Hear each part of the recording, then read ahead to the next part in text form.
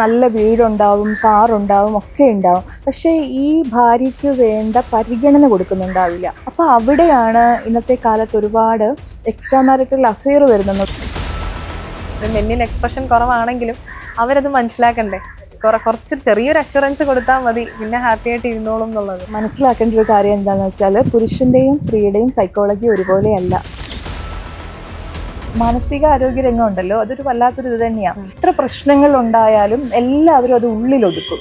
പക്ഷെ നമുക്ക് അങ്ങനെ ഒരു പ്രശ്നമുണ്ടെന്ന് മറ്റുള്ളവർ അറിഞ്ഞാൽ അവർ നമ്മളെക്കുറിച്ച് എന്ത് കരുതും? നമ്മൾ സൊസൈറ്റിയിൽ ഉണ്ടാക്കി വെച്ചിരിക്കുന്ന ഇമേജ് പോകും. ഇത് കാരണം നഷ്ടമാകുന്ന എന്താ? ജീവിതവും ജീവനുമാണ്.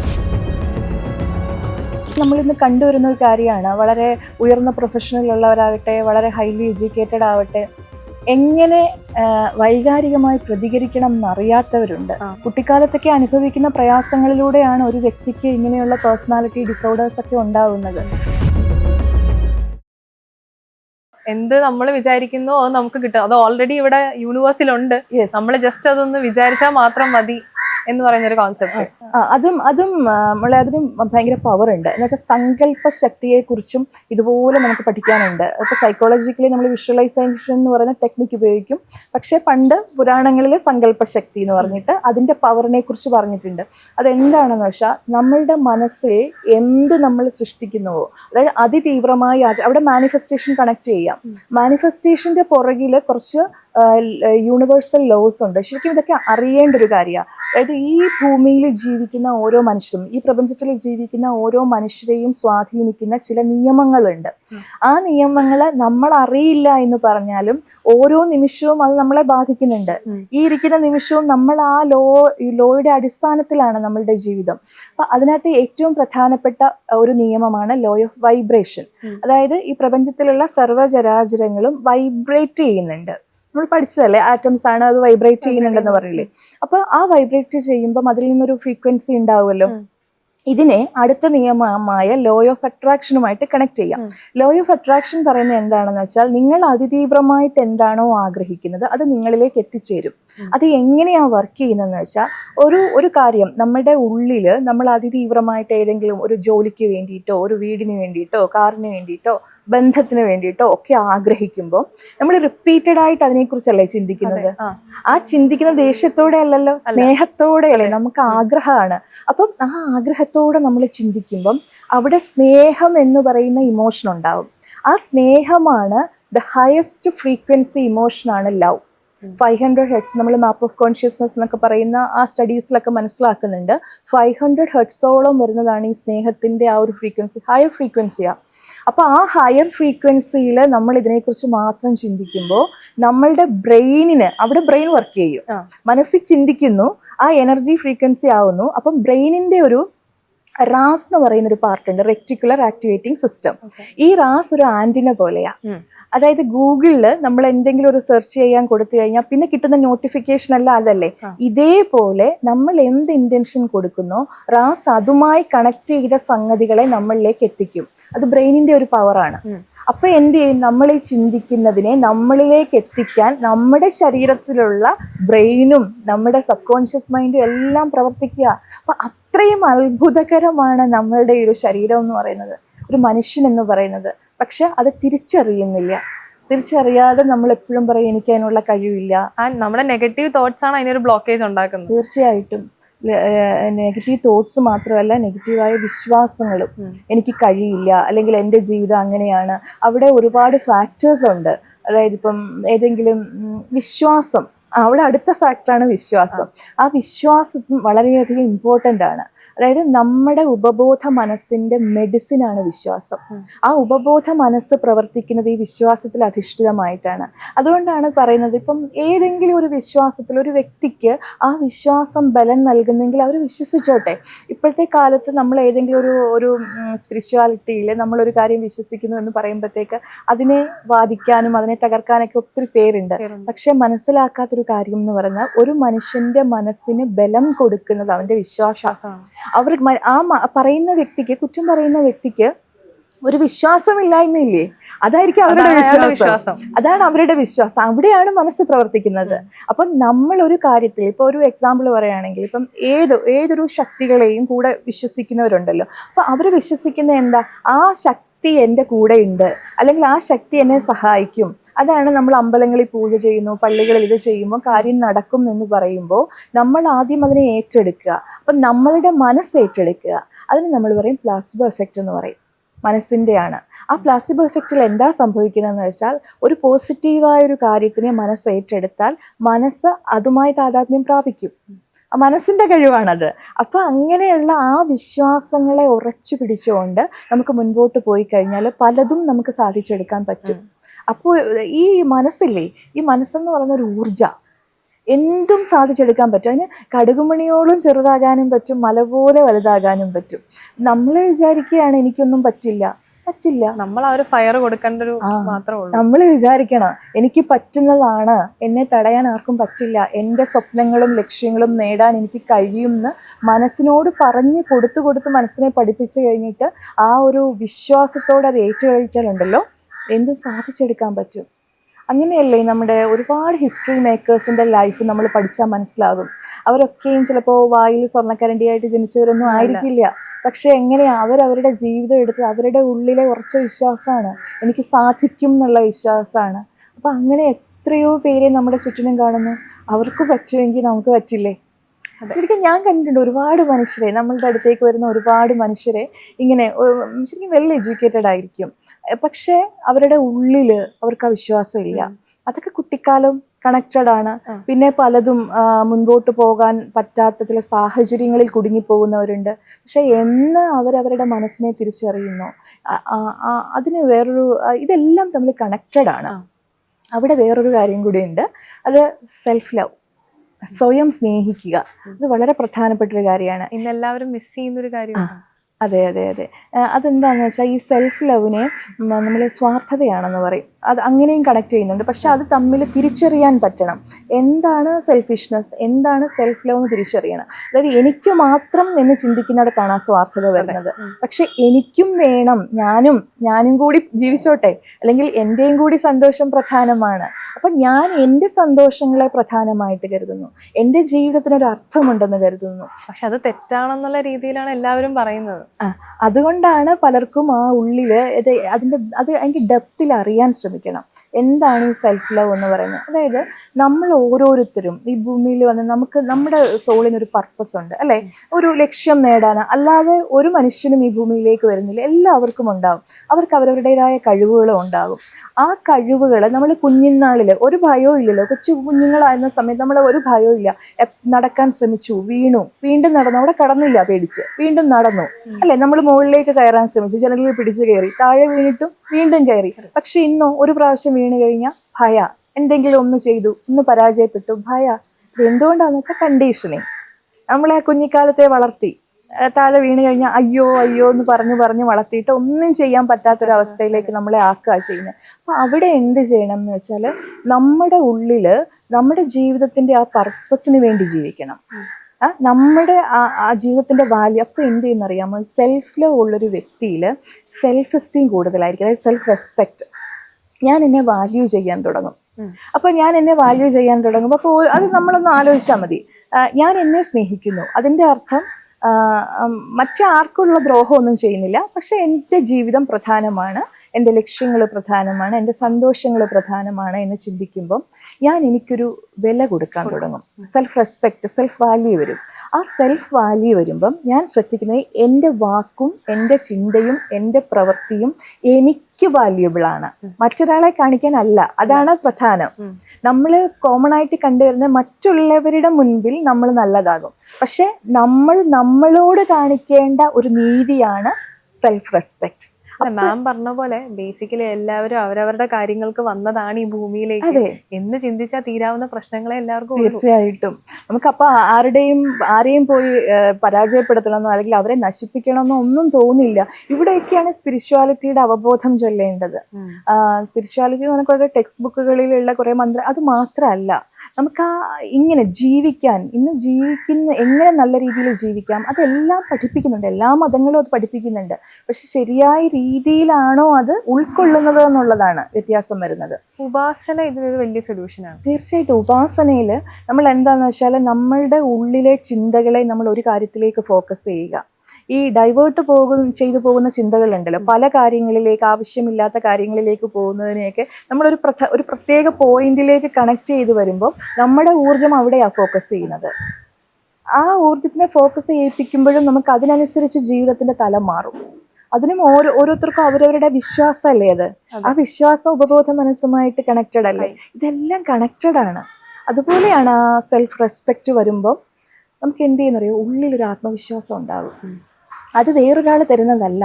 ഇപ്പം പലരും പറഞ്ഞ് ഞാൻ കേട്ടിട്ടുണ്ട്, എന്നെ സഹായിക്കാൻ ആരുമില്ല, എനിക്ക് ജീവിതത്തിൽ അതാകണം ഇതാകണം എന്നുണ്ട്, പക്ഷെ എൻ്റെ സാഹചര്യം ഇങ്ങനെയാണ്, വലിയ ആരുമില്ല. പക്ഷെ അതിൻ്റെ ആവശ്യമില്ല. എന്ന് വെച്ചാൽ നമ്മുടെ ഉള്ളിൽ നമുക്കൊരു ആത്മവിശ്വാസം ഉണ്ടെങ്കിൽ നമുക്കത് നേടിയെടുക്കാൻ കഴിയും.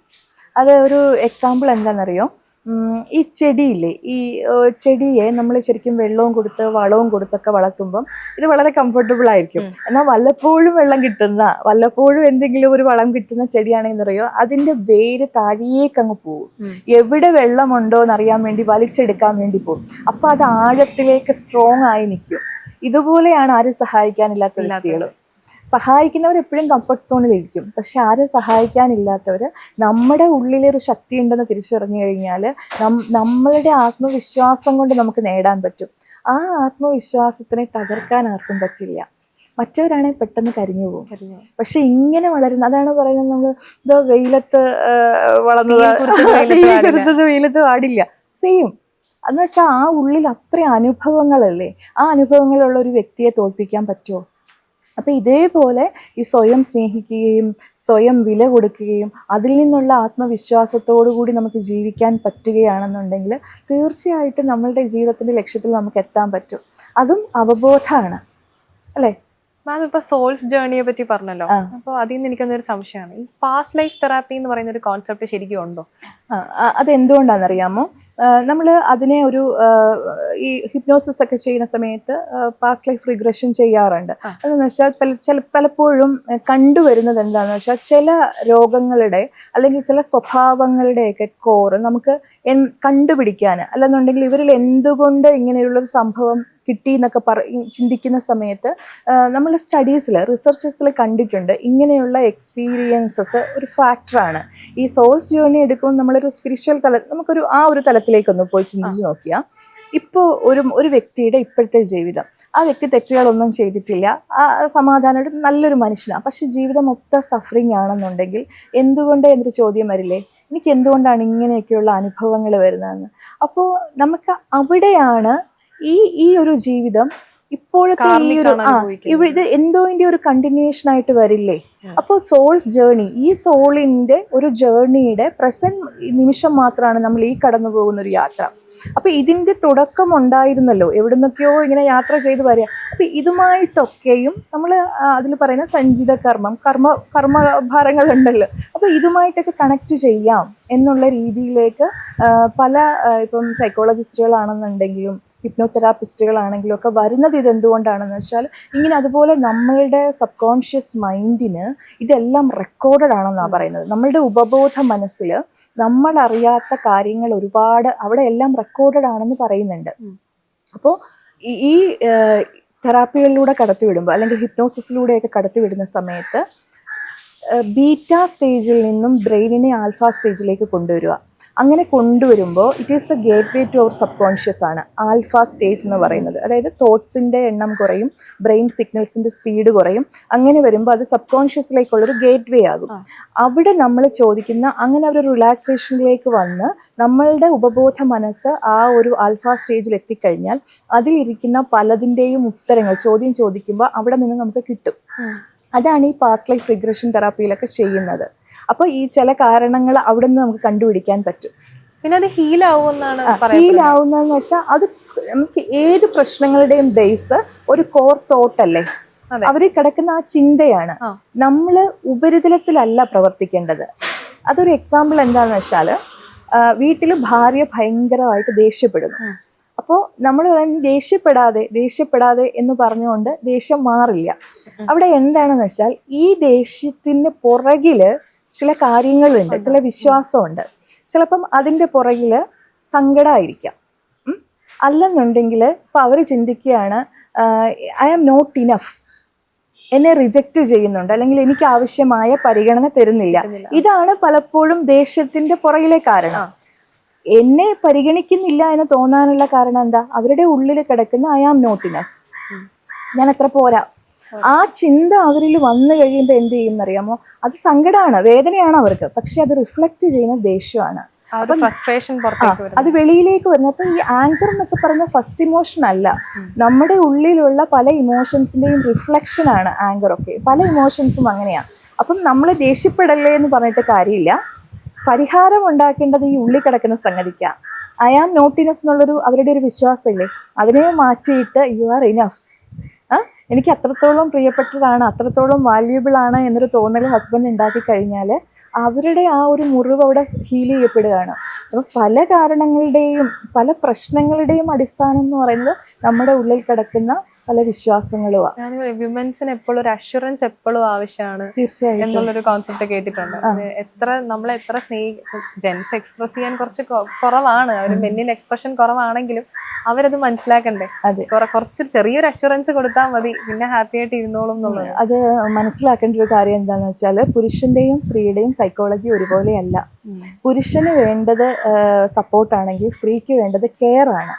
ആ കെയർ ആവുമ്പോഴാണ് ആ മനസ്സിന് ആ സന്തോഷവും സമാധാനവും ആ സംതൃപ്തിയും കിട്ടുന്നത്. ഇപ്പം ചിലരെ കണ്ടിട്ടില്ലേ, അവരിങ്ങനെ സമ്പത്തുണ്ടാക്കാൻ വേണ്ടി ഓടി നടക്കും. ആ നല്ല വീടുണ്ടാവും, കാറുണ്ടാവും, ഒക്കെ ഉണ്ടാവും. പക്ഷേ ഈ ഭാര്യയ്ക്ക് വേണ്ട പരിഗണന കൊടുക്കുന്നുണ്ടാവില്ല, അവർക്ക് ആവശ്യമായിട്ടുള്ളൊരു കെയർ കൊടുക്കുന്നുണ്ടാവില്ല. അപ്പോൾ എത്ര സ്വത്തിൽ പൊതിഞ്ഞു എന്ന് പറഞ്ഞാലും ഇവർ ആഗ്രഹിക്കുന്ന ആ ഒരു സംഭവം കിട്ടാതെ വരുമ്പം ആ മനസ്സിന് ഒരിക്കലും ആ സംതൃപ്തി കിട്ടുമോ? അപ്പൊ അവിടെയാണ് ഇന്നത്തെ കാലത്ത് ഒരുപാട് എക്സ്ട്രാ മാരിറ്റൽ അഫെയർ വരുന്നെന്ന് പറയുന്നില്ലേ. അപ്പം നമ്മൾ പറയുന്നത് ശരിക്കും പണ്ടൊക്കെ ചിന്തിക്കുമായിരുന്നു ഇതെന്തുകൊണ്ടാണ് ഇങ്ങനെ സംഭവിക്കുന്നതെന്നുള്ളത്. പക്ഷെ അതിനൊരു പ്രധാന കാരണം, ഇപ്പം നമ്മളുടെ അടുത്ത് അങ്ങനെയുള്ള കേസുകൾ വരുമ്പോൾ നമ്മൾ ഇവരോട് സംസാരിക്കുമ്പോൾ ഇവർ പറയുന്നത് ഒരു പരിഗണനയില്ല, എല്ലാം തരുന്നുണ്ട്, പക്ഷെ അവരുടെ മനസ്സിന് ശരിക്കും പറഞ്ഞാൽ അതാണ് ആവശ്യം. അത് മനസ്സിലാക്കാൻ പുരുഷന്മാർക്ക് കഴിയാതെ വരുമ്പോഴാണ് അവിടെ ഇവർ തമ്മിലൊരു അകലം ഉണ്ടാകുന്നത്, ആ ഒരു ഇമോഷണൽ ഡിസ്റ്റൻസ് ഉണ്ടാകുന്നത്. അപ്പം ചിലർ പറയും എന്തിനാ എപ്പോഴും ഇങ്ങനെ ഇരിക്കാൻ പറ്റുമോ എന്ന് പറയും. പക്ഷെ ജീവിതം നമ്മുടേതാണ്.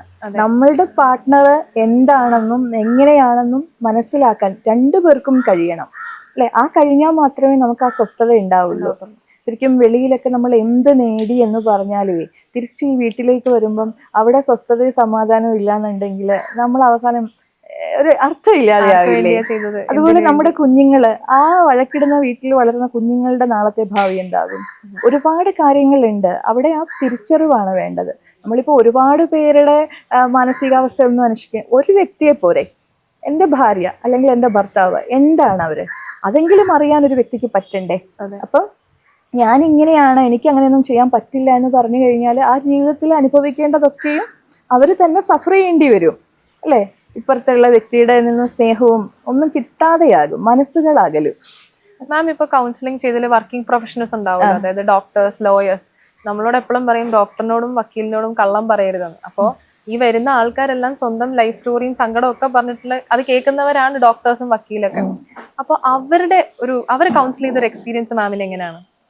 എൻ്റെ കമ്മ്യൂണിറ്റിയിൽ കൂടുതലും ഡോക്ടേഴ്സും അഡ്വക്കേറ്റ്സും ഒക്കെ ഉണ്ട്. അതെന്തുകൊണ്ടാണെന്നറിയാമോ?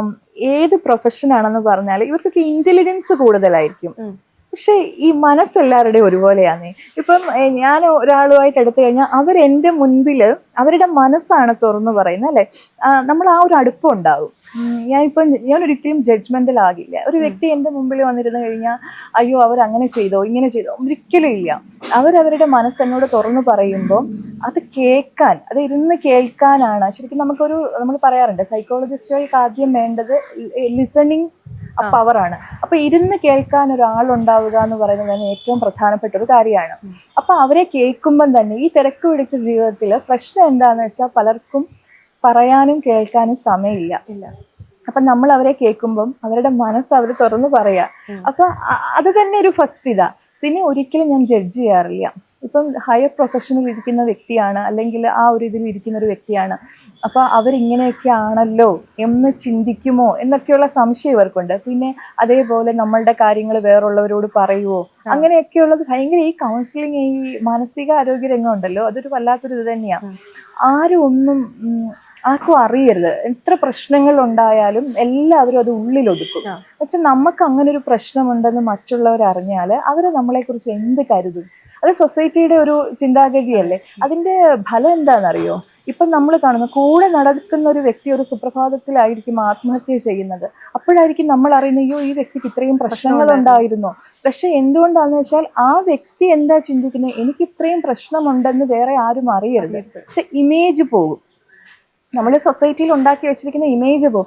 ഇത് കാരണം നഷ്ടമാകുന്ന എന്താ? ജീവിതവും ജീവനുമാണ്.